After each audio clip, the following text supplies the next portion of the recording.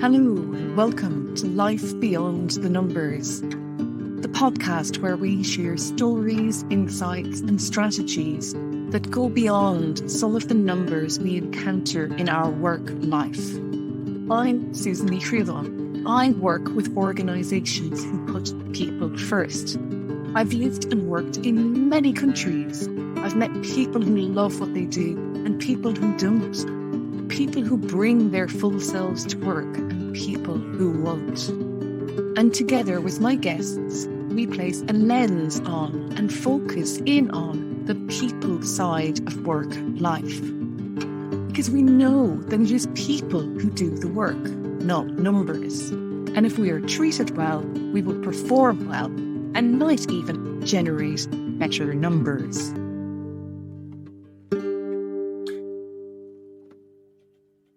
Hello, and welcome to episode 70 of Life Beyond the Numbers. And a happy new year to you. This episode is going out in early January 2022.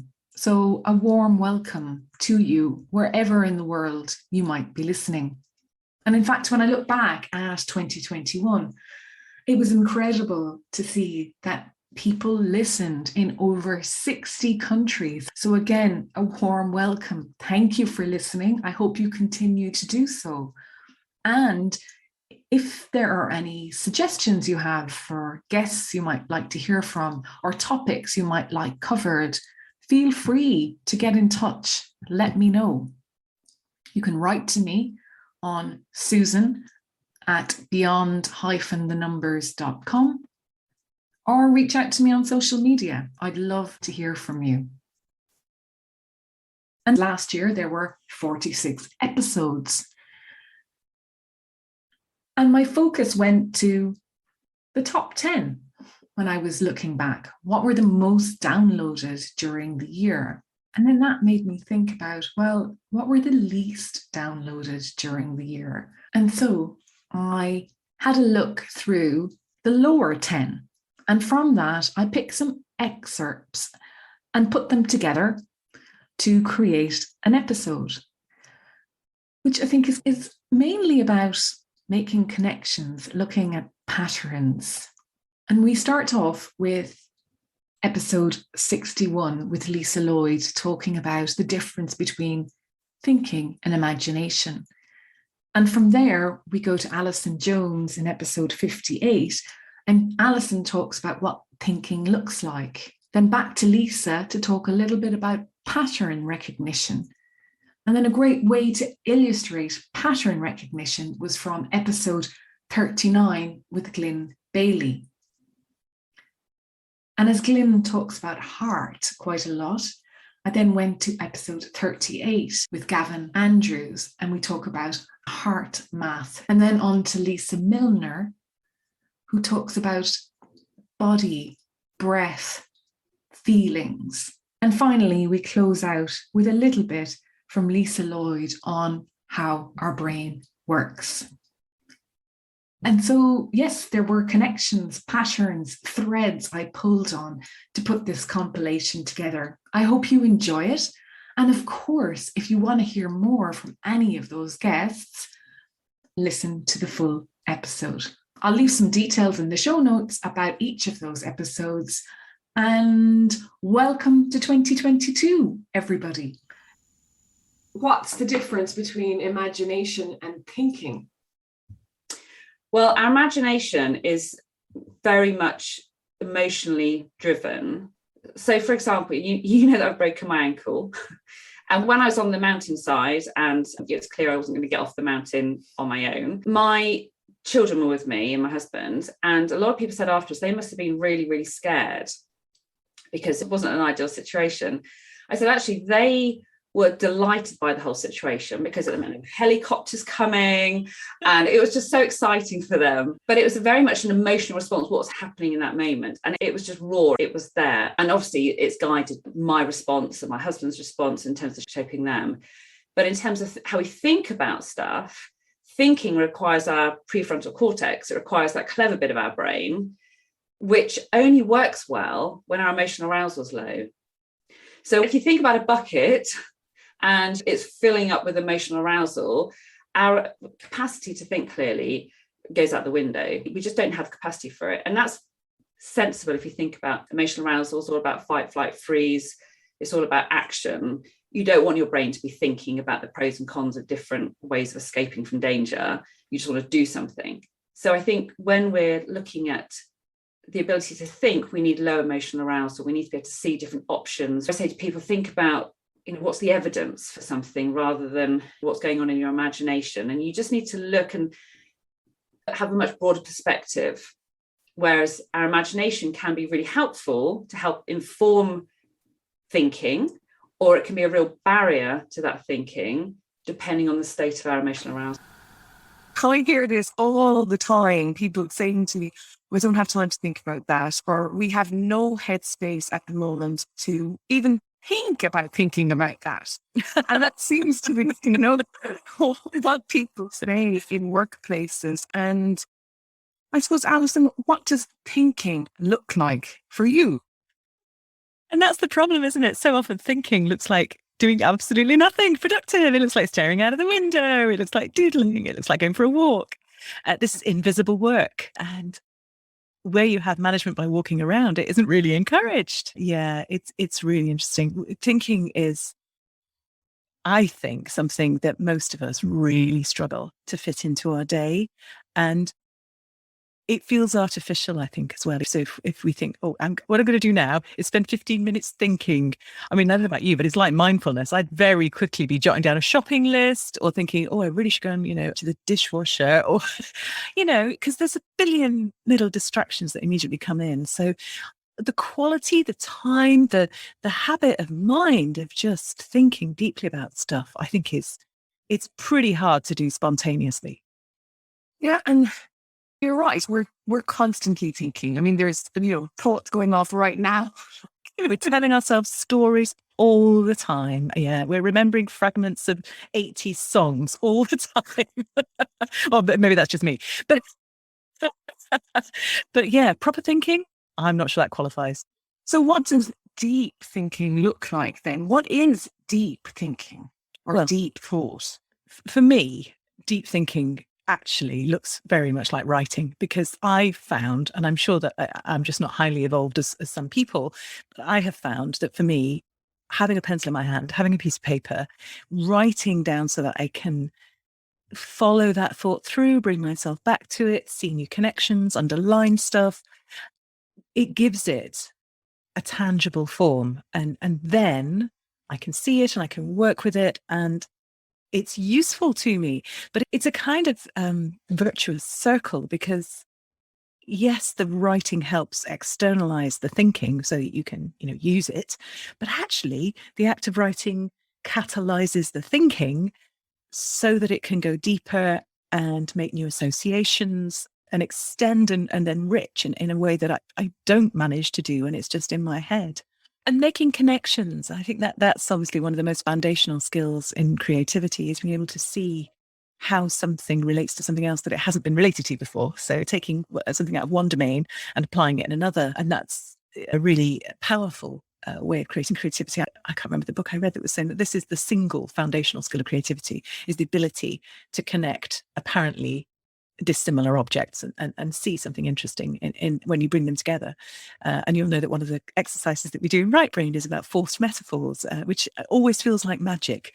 You see somebody looking at you thinking that you're completely insane when you ask them to see, how is their job like this acorn or something? And then when you're forced into that, okay, well, I have to find some sort of similarity here. Of course you do. And it makes you start from a completely different place, which is another foundational skill of creativity, is kind of getting out of the rut that you're in. So yeah, that sense of making connections, which your brain does all the time, and writing enables you to capture that, is really, really key.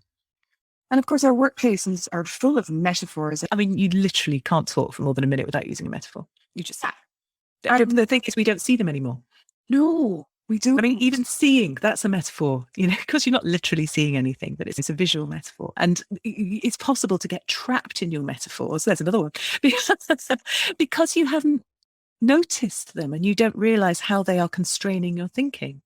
Very powerful. And so that's something to also look for as you write, as you do any reflection yourself? What are you saying that's a metaphor? And you can do a little bit kind of linguistic analysis on your own pre-writing. You know, what's coming up here? If you're using war metaphor in this outpouring of what your frustration is at work, what would it be like if you changed that metaphor in use and thought about it more as a collaborative team sport? You can play with metaphors. You can try them on for size, and they will change how you see things, but also the solutions that you come up with. There's a fascinating experiment that was run in a US university recently where they wrote about crime. They created a sort of piece about crime, and the idea was they were using these subjects and they were going to ask them for their solutions about how this could be treated. And they used the metaphor of an attacker in one, an almost army besieging the town. And in the other, they used a metaphor of a virus, something that was infecting the town. And the solutions that both groups came up with were informed by those metaphors, even though when they were talking about it afterwards, they had no idea that that was informing their thinking. It's really interesting that it can shape our response to situations, emotional, but also the way we behave in response to situations. And often we have no idea that that is, in fact, what's driving us. Fascinating. We've covered reflective practice a bit as well, Alison. What is the value or the benefit to reflective practice, and what exactly is it? Yeah, so it's the cold kind of reflective cycle, isn't it? You do, you reflect, you learn, you apply, and you go on like that forever in an ideal world. Of course, most of us get stuck in doing. We just do, and then we do the next thing, and we never actually drop into the reflective practice thing. I think what reflective practice can do for you, or in the terms that we're talking about, I guess, that kind of space for a writing practice, which allows you to reflect on the day, it metabolizes stuff. That's, I think, a really helpful way of thinking about it. You've got so much stuff coming at you all day, every day, so much experience, so much kind of emotion embedded in that you probably don't even recognize because you haven't got time. So writing helps you ground that and process it and understand and create a narrative around it. And our brains are wired to create stories. So that is in itself a really, really valuable thing. But thinking about it in reflective terms, thinking about what just happened, thinking about how something either went wrong or went right, moving beyond the kind of yay or aha, or that kind of initial reaction to what's interesting about this is allows you to take the learning, to notice how it might be useful elsewhere, maybe even to coach someone in your team about this, because there's so much of what we do as leaders that is just tacit, that we don't even quite understand how we're doing, and therefore how the hell are we going to tell anybody else to do it? So I think there are many, many benefits for you personally, for your organization, for you as a leader, taking some time to reflect, to process this stuff, and to draw out the things that need to be learned and taken forward from it. So what people don't realize is that we operate based on patterns. So you will go into a meeting with your manager, you'll be expecting what is going to happen before you've even opened the door or turned on Zoom. So you're anticipating a particular scenario to play out. And because you're anticipating that, you will end up behaving in a particular way that reinforces that. So if you see someone you like as you're walking down the street, it'll be big smiles and it'll be hi and everything else. If you see someone you really dislike, you might grumble a hello or might just blank them. And of course, as soon as you do that, that directly impacts on how they respond to you. So I always say to people, if you want to change a pattern, it has to start with you. You have to firstly visualize how it could be different. So, at the moment, your brain is expecting you to go into the situation and your imagination is telling you it's going to play out like this, because this is how it always does it. So if you want to change that, visualize how you're going to be different. So visualize yourself and literally close your eyes and kind of feel it and imagine what you can hear and imagine what you're saying and how you're saying in your body language, like all the detail, to think, how am I making this different? How am I feeling in control? How am I feeling calm? How am I delivering the message? What words am I using? So literally every little detail. What am I doing in my face? So rather than kind of growling at this person or just looking tense, I'm actually going to smile and I'm going to ask them a question I would never normally ask. It doesn't matter what it is, but I'm going to change the pattern, because as soon as you do something different, they can't respond in their normal way because the pattern has been disrupted. And I mean, I've read that our brains don't know the difference between what we imagine and reality, that actually that power of imagining and bringing all your senses in is the same to us as if we've done it. Yeah. And I think that's why visualization is so important, because you are literally laying templates in your brain that you pattern match back to. So it doesn't matter that you haven't done something. If you have rehearsed it in your brain well enough, that's really using all your senses. You've immersed yourself. You're not just kind of saying, yeah, I can imagine myself doing that, but you've actually gone through the whole thing in detail. You lay a template in your brain that you'll then pattern match to as if you've done it. Some people will have a photo of themselves on holiday or somewhere that makes them really happy or something on their desk, because every time they look at that, their brain's pattern matching back to how good that felt. And it's all these little cues you can use, whether it's music, scents, it doesn't matter what it is, but that sense of allowing your imagination just to go somewhere else to pattern match to a positive experience, rather than I'm focusing on the spreadsheet and I've just got to keep looking at it until it all makes sense, which is just, it's just counterproductive. I don't know. I've often done that. Yeah, but to you it would make sense in the end, and to me it wouldn't. Yeah, but for me it's play and imagination as well. It would come into, how can I find this to work? Exactly. So it was showing up in a lot of areas of my life, and I think now that I can see it, it's the code for how I live my life. And when I'm off track, I look back and go, where am I off against my heart? Which one of those core components am I not aligned with? And at the moment, we were speaking just before this, it's the energy. And I know this because mentally I'm feeling that I've pushed myself quite heavily over the last few months, and I'm feeling the fatigue and the tiredness, and I'm going, okay, that's a drop in fuel, that's a drop in energy.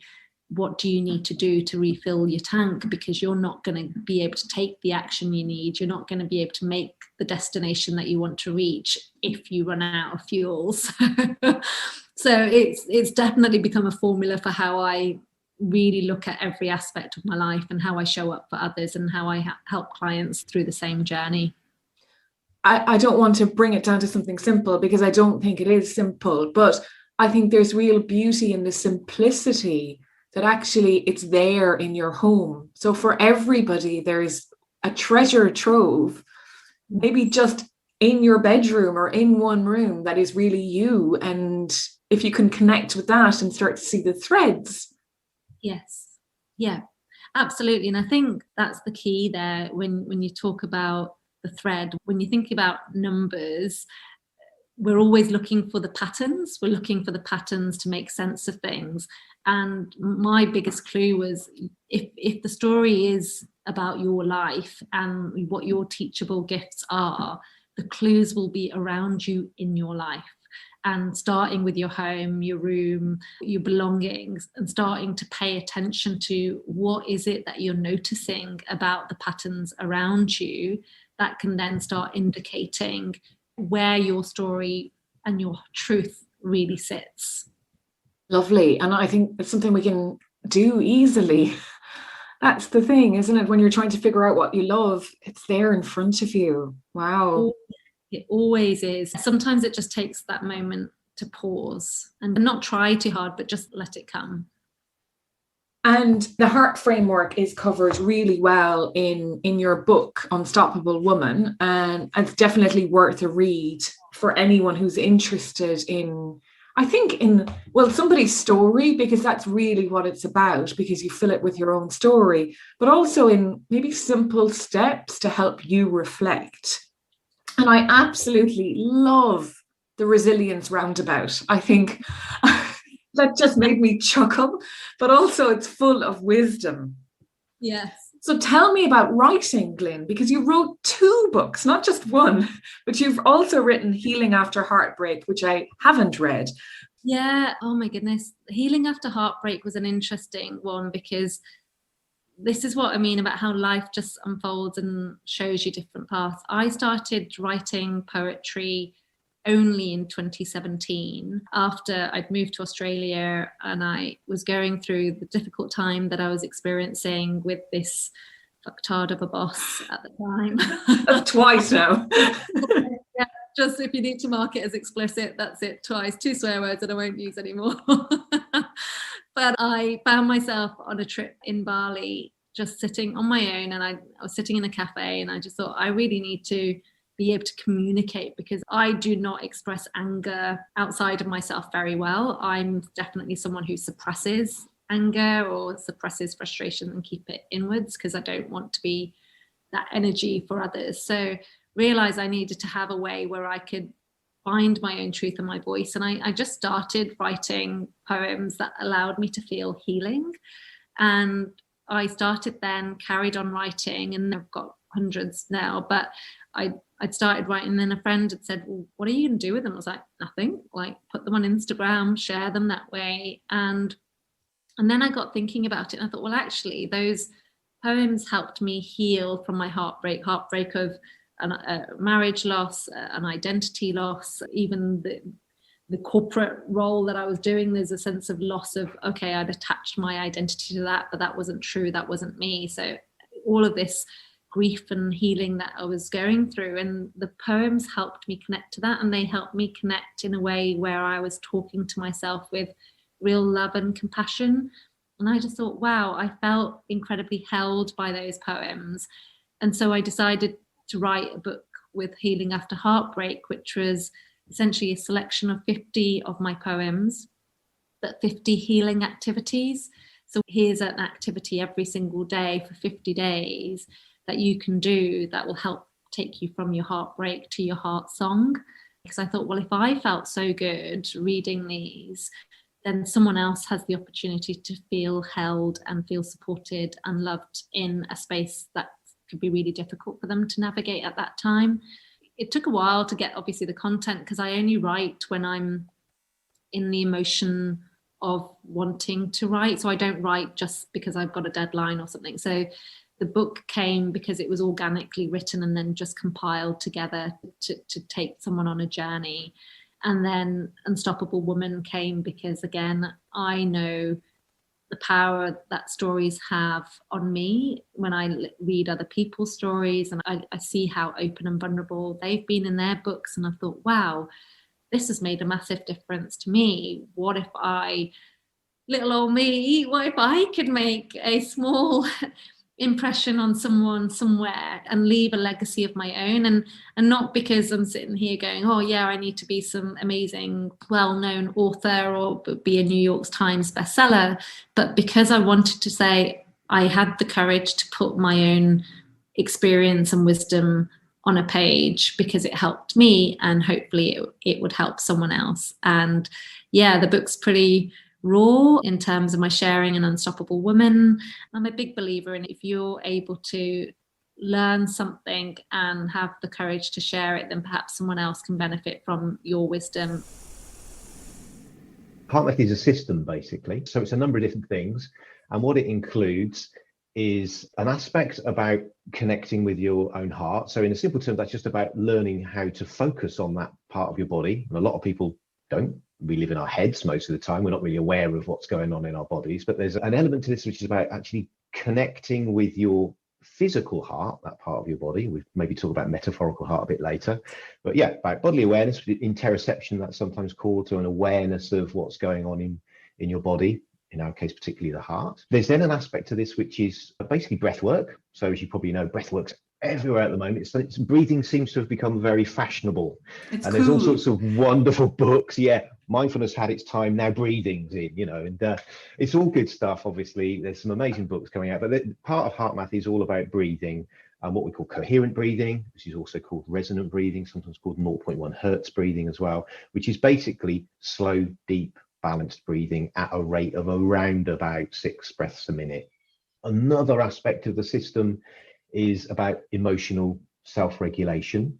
So it's recognizing that emotions are reactions. We have them all the time and they're unconscious, many of them, but emotions are also choices. So we can intentionally choose to feel gratitude, appreciation, love, care. Most of the time Most people don't necessarily do that. We just reacting to what's going on in our environment or inside our head that's good or bad. But part of it's about emotional self-regulation. And then the other bit, which is the bit that draws lots of people to HeartMath, is the technology or the biofeedback. So we have technology which actually enables you to measure and validate that you can get into this state that we call coherence. The state's gotten into through the focus, the breathing and the emotional regulation. But that shows up physiologically in terms of heart rhythms. So the biofeedback is measuring and monitoring your heart rhythms, providing you with the feedback. And so that then enables you to know that you can do this to yourself, and then practice, develop, get better, measure yourself and monitor yourself. And for many people, technology as well is really what helps them to build the habit of this. You know, we've gotten into a world where we're using our phones and computers all of the time. And so this is a sort of meeting point between technology and ancient wisdom, really. The breath work and stuff's been around for millennia. Why would I want to measure my heart rate and the variability of my heart rate? Well, really, to be honest with you, you'd only want to engage in the technology bit of the system. And just to clarify, the system will still work. The techniques will work with or without technology. It's the techniques that are the most important thing. But why you might be interested in the technology is if you're the type of person that likes to, prove that something's real. Many people are interested in meditation and mindfulness and they give it a go. But many people don't actually know what they should be experiencing, or they don't actually necessarily feel or experience anything, or they tell themselves, oh, this thing's supposed to be about not thinking about anything or astrally projecting, or whatever people tell themselves they're supposed to experience. Then they get frustrated that they can't name it or feel it or experience it. So the benefit of the biofeedback is, to begin with, Susan, it doesn't matter whether you feel it or not. You're going to get some feedback from the technology which will validate whether you are or are not in the state, and will actually give you a measure of the extent to which you are in it. So then over time, if you use the technology, the biofeedback is helping you to then recognize, oh, so this thing's telling me that I am not coherent at the moment. What do I notice? Oh, actually, there's a bit of tension, or my thoughts are racing, or I've just worried about what I'm going to have for dinner or whatever. Oh, it's now going green and it's telling me I am coherent. What's different? Oh, well, I've relaxed my body. I realized that I'm managing to focus on something that I feel appreciation or gratitude for. So to clarify, the technology doesn't do anything to you. It's not like forms of technology that might stimulate you in some way or zap your vagus nerve or whatever, I don't know, but it's just giving you data on what you're doing to yourself. You talked about emotions as well, and I guess people are maybe think that, well, heart makes me soft and emotional, and that's not how I'm supposed to show up in the world. I'm supposed to be tough and always logical. Yeah. So for the skeptics, perhaps, or those of us that maybe don't believe in bringing our emotional self to the workplace, how do you deal with that? Well, yeah, I mean, I think that's quite common, probably culturally in Britain, but also, I'm a man, so I can say it, for men as well. We think that we should be in control of our emotions or suppress our emotions, or that emotions can get us in trouble, and that it's logical, rational brain that we should live our lives by. That's nonsense. We're human beings, we're human beings. And even if we might convince ourselves that we don't have those emotion things and they don't get us into trouble, suppression of emotions is incredibly unhealthy, and all the science shows that. And my pushback on that is that way of thinking is very old-fashioned. It leads to poor physical and mental health. We know there's a correlation between emotional suppression and disease, particularly heart disease. And so if you're doing it, you need to stop. But I'd also say that being human is about emotions. We are feeling creatures. Quality of life does not depend upon the size of your house and how wonderful your car is. I'm not saying that those things can't make you happy, but that's the key word. It's the happiness that's the quality of life. And happiness in life does not just come from possessions and extrinsic things or measures. Happiness comes from a wide variety of different sources. And actually, happiness is not the one single thing that we should pursue, because part of being human is the whole world of emotion and feelings, and all of them are valid. So the emotion part of HeartMath is about recognizing that emotions are what make us human. Emotions are where we get quality of life from. And recognizing that whilst we don't want to suppress emotions, we do have some choice around them. We have some control. And so therefore, what we can do if we become aware of our emotions is regulate some of the unpleasant ones that just really don't help us, don't serve us well. And actually, if we experience too many of them, make us ill. And on the flip side of that, to recognize that we have got opportunities to choose to feel pleasant, positive emotions more frequently. And if we do that, then there are physical, mental health benefits. But actually, you know, quality of life is just based upon how you're feeling. And to really oversimplify things, there's a ratio of feeling good and feeling bad.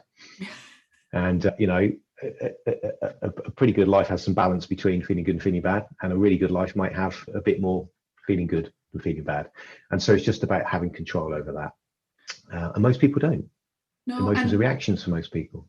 And you're not talking about thinking positive. No, I think that just telling yourself things, thoughts, is not what this is about. It must include a felt experience.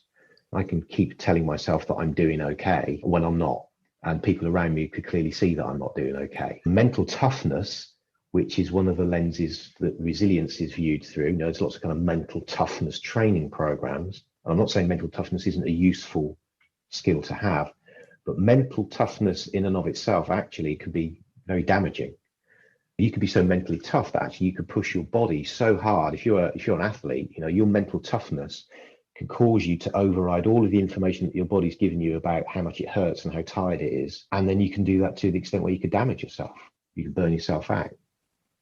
Mental toughness is what can put you in a place where for 5 or 10 years of your career, you're working way too hard. You're overriding the body saying, oh, I need a bit more sleep, or I'm not really enjoying myself anymore. It's just like, no, keep pushing through. And that's damaging. So it isn't about just thinking positively.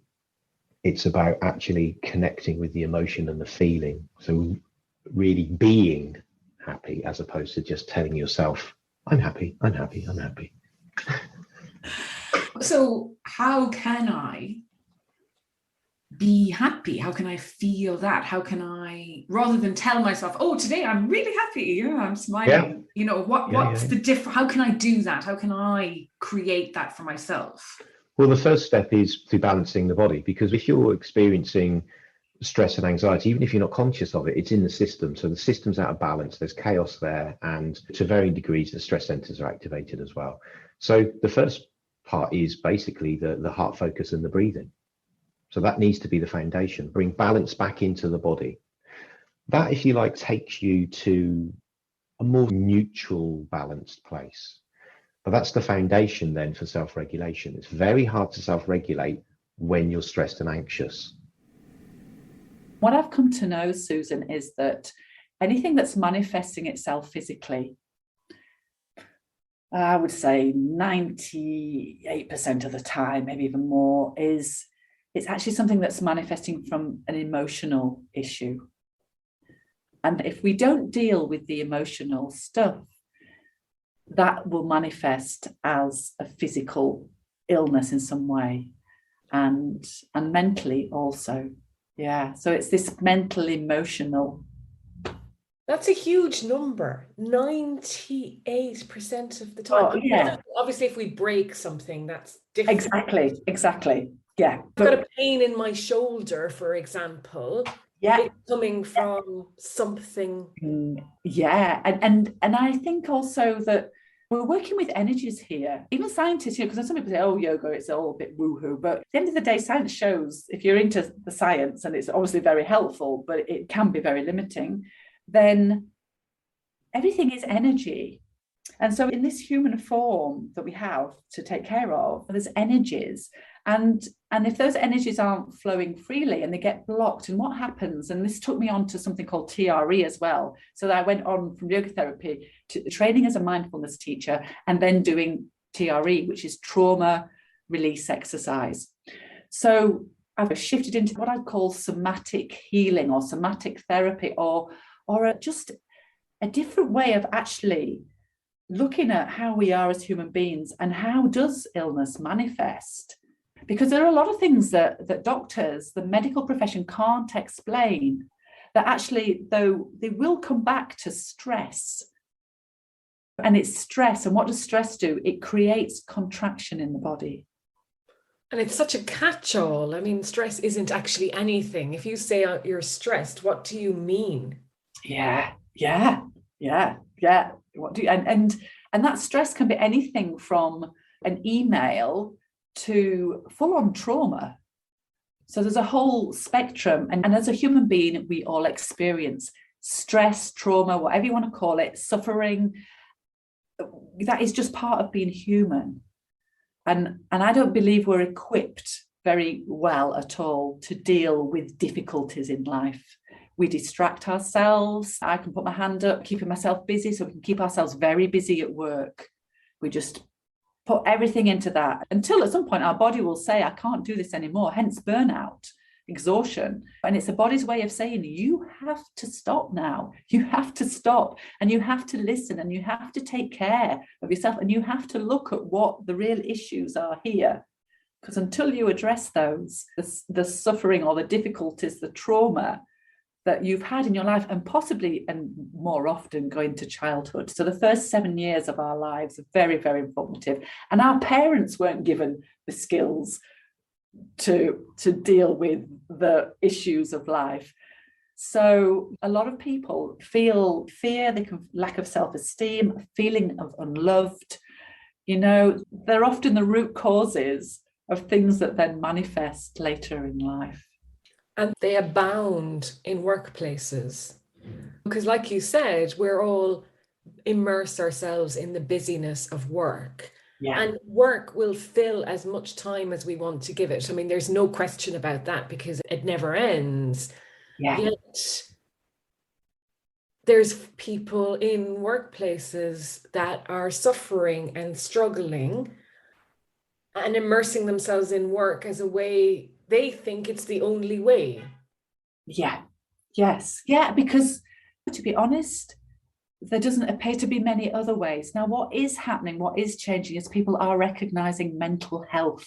And we know now, we see that more in the workplace, and mindfulness has become a buzzword. And unfortunately, people are still not able to get the care they need.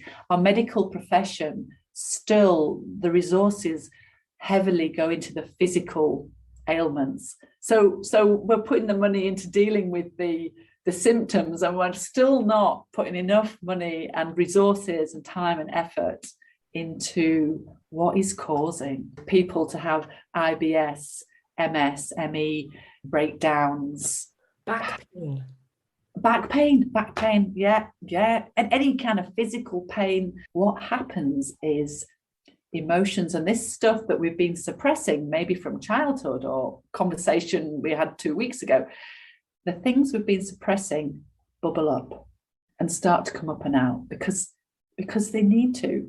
Whilst they're held in the system and kind of trapped, we're contracted.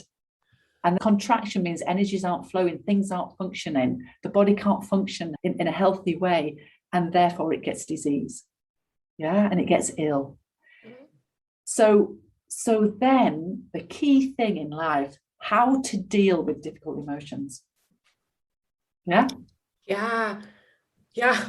There's so much in there. And I suppose, I think, we have everything we need in ourselves to help ourselves, almost. There's that feeling that that's what you're saying. We've caused it somehow to ourselves as well. And then we carry it around unknown to ourselves. And unless we become aware, how do we cope? And then how do we become aware? And there's this cycle that is like frightening. Yeah. Well, and it can feel frightening, and it can feel overwhelming, Susan, and we don't feel safe, and it's very stressful. What you said there, you hit the nail on the head, because we have to be aware. Without awareness, we go through this life on autopilot, getting caught up in the dramas, and we can't see that awareness of how we operate as a human being, an awareness of our mind and the thoughts, and just awareness of what happens in the body. and awareness of all that's around us. But if we're like we're distracted, we're sat behind a computer, we're on a device, we're watching the telly, we're numbing out with alcohol, drugs, So, but just taking a step back there, awareness. The more people you speak to, or the more possibilities you look at, it opens up your imagination to be able to see, well, maybe it's not just so linear. Maybe it's not just so black and white. Maybe there is a bit of grey. Maybe there's something else that potentially could happen. And as soon as you have that like little chink of light, our amygdala could potentially then be looking for that in that situation rather than just focusing on the problem. So, I mean, it's curiosity. It's open-mindedness, Absolutely. It's growth, learning, it's all of that great stuff. Yeah. That I guess it's making your body your friend, to relax yourself enough to let in like that chink of light that you say, and absolutely being receptive to good stuff. And I think once, we just said about making your body your friend, I think when people understand how their brain works and why it works as it does, it kind of normalizes what's happening, and that empowers people. So I always talk to people about what's going on in the brain, because otherwise there's a bit of mystery, and it's almost like I haven't got control over this, or this is always going to happen, I can't do anything about it. But as soon as people understand why, and that your amygdala creating this panicky response, it's actually just trying to do it to protect you. It's not an evil thing you want to squash out of your life. It's like actually you just need to reassure it that you're okay. I think as soon as we understand what's going on, it gives us a way in to do things differently and to manage it better, rather than your amygdala being in the driving seat. You can detect and realize that Bob is waking up, he's been chilling out, and actually he's now a bit more alert. He doesn't need to be alert, but he's on the lookout. He's thinking about X, Y, or Z. His imagination is focusing on all these things that aren't helpful for me. So actually I can just say, you know what, I've got this covered. It's fine. But you need to be happy to take control of that, rather than, oh, it's Bob's chatting again, I've got to just tune into him. It's a very conscious choice that people have to make. Yeah, it's developing that self-awareness. It's recognizing that actually the voice is Bob. Exactly. And I think that's the bit that people often miss, is those early warning signs. I always picture like a scale, from a kind of the chilled out end where you are in complete control, your brain's working really, really well, and Bob is asleep, or he's sitting back in his chair on a biscuit and a cup of tea or whatever. And as soon as he starts to kind of get cotton onto something that could be a threat, it could be you just heard someone's name who you had conflict with before, or something's happened, there's that little pattern match, and Bob is now alert and he's looking around. And as soon as he becomes alert, you will have a physical response. So there will be something going on in your body. Some people, it's tension around their shoulders, or it might be their heart rate increases. Whatever your sign is, it's about noticing that, because that at that point, your prefrontal cortex is still working really, really well. And that's the point you can reassure Bob. Well, either you can say, thanks, Bob, actually, this is a pretty dangerous situation, or actually, this is fine. You can chill out again. I've got this, I'm in control. But if you miss those early warning signs, and he gets to the point of standing up, jumping up and down, and being very, very dominant, by that point, it's really shut down your ability to use your imagination in a positive way, because you're at that point, you are just glass half empty, black and white thinking, spotlight on the problem. So when we use our imagination well, the possibilities are endless. Thank you for listening today. And if you enjoyed this episode, please share it with someone you know who would enjoy it too. I believe we are all entitled to enjoy our work, and the future of work life will be changed by those who put people first and create more fulfilling work lives for themselves, their colleagues, their teams and organisations. If you have any suggestions for topics you'd like to have covered, guests you'd like to hear from, or questions for me, please drop a line to susan@beyond-thenumbers.com. And finally, please consider leaving a review.